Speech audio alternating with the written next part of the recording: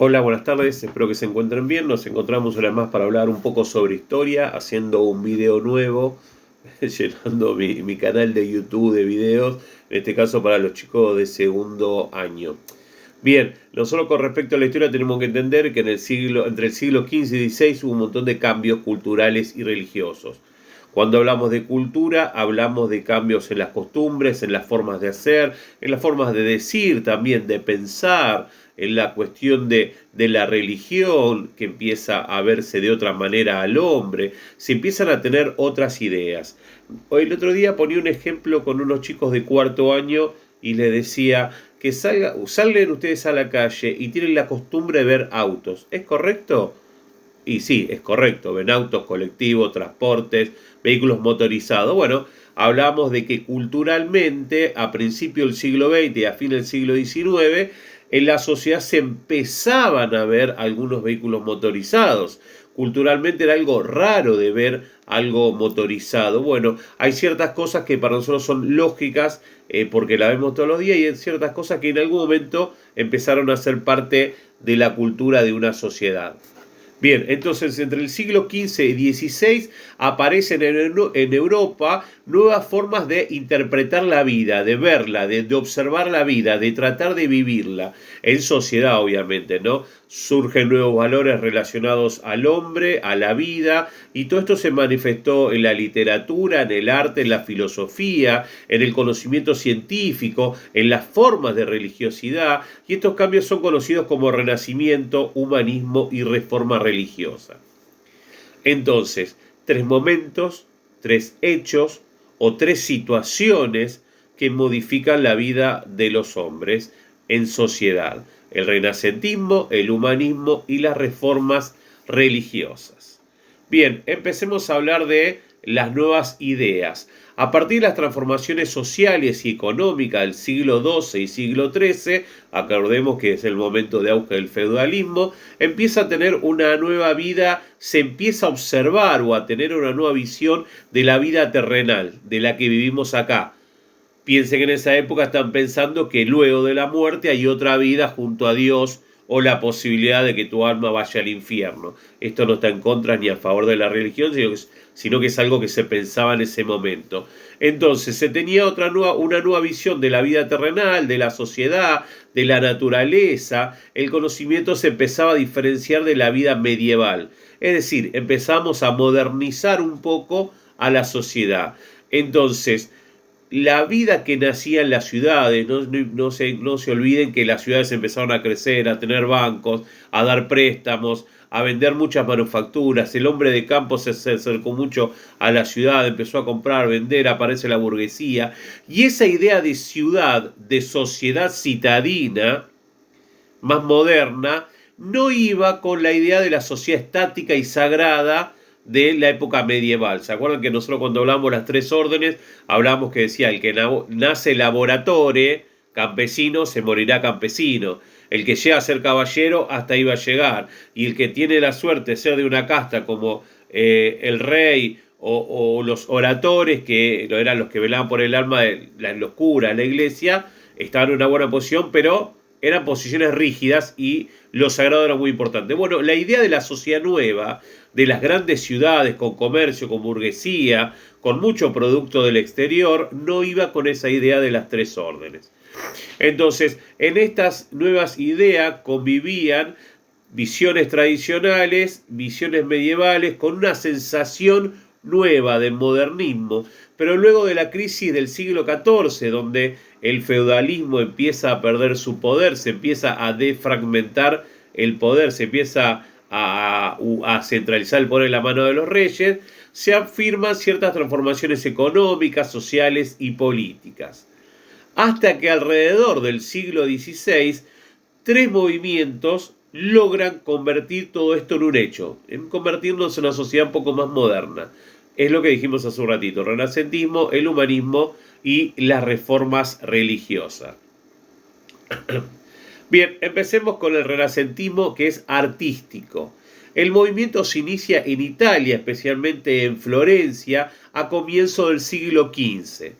Durante el siguiente siglo, incluyendo regiones como Francia, Alemania, los Países Bajos y la península ibérica, empieza a aparecer la idea del renacentismo, de que renazca el arte. Su nombre hace referencia a esa idea de renacer de la cultura clásica, de las tradiciones griegas, de las tradiciones romanas. Volver a eso que era muy interesante. Los hombres del renacentismo buscaban recuperar las formas clásicas, salir de la visión medieval. Consideraban que la caída del Imperio Romano se había iniciado en una época de oscuridad. La idea del iluminismo apunta a justamente brindar luz a un momento de oscuridad. El renacentismo también intenta brindar luz a un momento de oscuridad donde se había perdido la belleza y el conocimiento de la antigüedad. Así que había que renacer a esas culturas que para las personas de esa época valía la pena volver a ese momento, ¿no? Por ejemplo, la pintura renacentista intentaba reproducir la figura humana, tanto en su ambiente natural como en el ambiente social. Las personas más naturales, más como realmente son.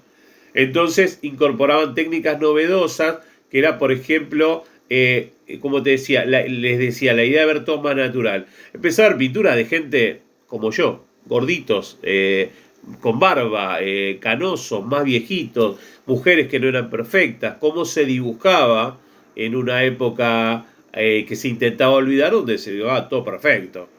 El rey era un dios del Olimpo, bello, musculoso, las mujeres de la misma manera, muy hermosas estéticamente, pero con poca naturalidad. No se veía lo que vemos todos los días, que es una persona que no es perfecta y que puede envejecer. Ahora bien, las esculturas empezaron a recuperar las líneas de las esculturas griegas y se empezaron a utilizar otro tipo de materiales como la piedra, la madera, el bronce, el mármol, que intentaban representar el cuerpo humano y su capacidad expresiva, no la perfección del cuerpo humano. Entonces los artistas renacentistas trabajaban por encargo y por pedido de los mecenas. ¿Quiénes eran los mecenas? Justamente los que los protegían a los artistas, los que les pagaban, le hacían los encargos. ¿De quién? De los burgueses, de los ricos, de los papas, también de un gobierno, porque un mecena podía encargarse de hacer un edificio público o hacer una iglesia, y le encargaba a los artistas justamente que pintaran una parte o que diseñaran algo. Los artistas de la época se inspiraban en encargos de los mecenas, por ejemplo, en retratos, en imágenes religiosas, en paisajes, en representaciones de batallas y también de hechos históricos.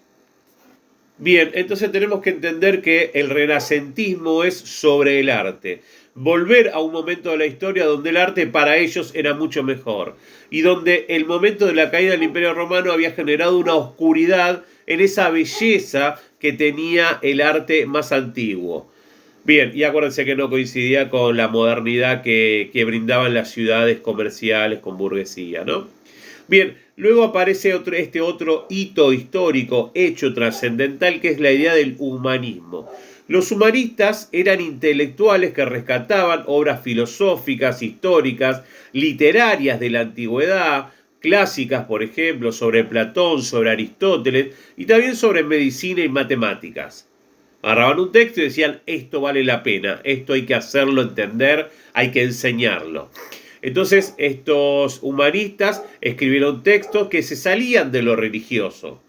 La mayoría de los textos, lo vimos en las tres órdenes, el conocimiento venía de las Biblias, biblioteca, donde había conocimiento, donde había libros, donde había saber, era donde estaban las Biblias, las bibliotecas. Entonces, en este caso los humanistas empiezan, estos intelectuales, a explicar situaciones, a contar, a brindar conocimiento ajeno o sin una explicación religiosa. El interés de estos era que los seres humanos, a diferencia de lo medieval, que pensaban en todo lo divino, tenía que ser cuestiones más terrenales, más cosas observables, ¿no? Ellos discutían sobre cualquier tema, no consideraban que había situaciones indiscutibles y generaban debates sobre la observación y la experiencia. Ahí la observación y la experiencia deja afuera toda cuestión religiosa o de mito o poco comprobable, como no sé, como que tengo este estuche en la mano, es totalmente comprobable porque lo estamos viendo. Ahora, que existe un Dios, que un Dios te va a castigar, era algo menos comprobable. Ahora bien, por último, para ellos las personas debían ser libres, capaces de formar su propia realidad y no eran del todo malos o buenos, como por ejemplo decía la iglesia. Hiciste esto, vas a ir al infierno. Haces esto, vas a ir al cielo. La vida era colectivista para los religiosos, todos debían hacer lo mismo, todos debían pagar el diezmo, todos debían trabajar en el campo. En cambio, el humanista pensaba, el hombre tiene una libertad, debe tener una libertad, debe formar su propia realidad, sus propios deseos, sus propios objetivos, distintos posiblemente a los del vecino. Bien, les voy a dejar una actividad para que realicen, también para que es hasta acá, pero que ya les digo, sí, es solo hasta humanistas y renacentismo, y la semana que viene empezamos a ver las reformas religiosas. Les mando un abrazo enorme, día espantoso para tortas fritas. Chao.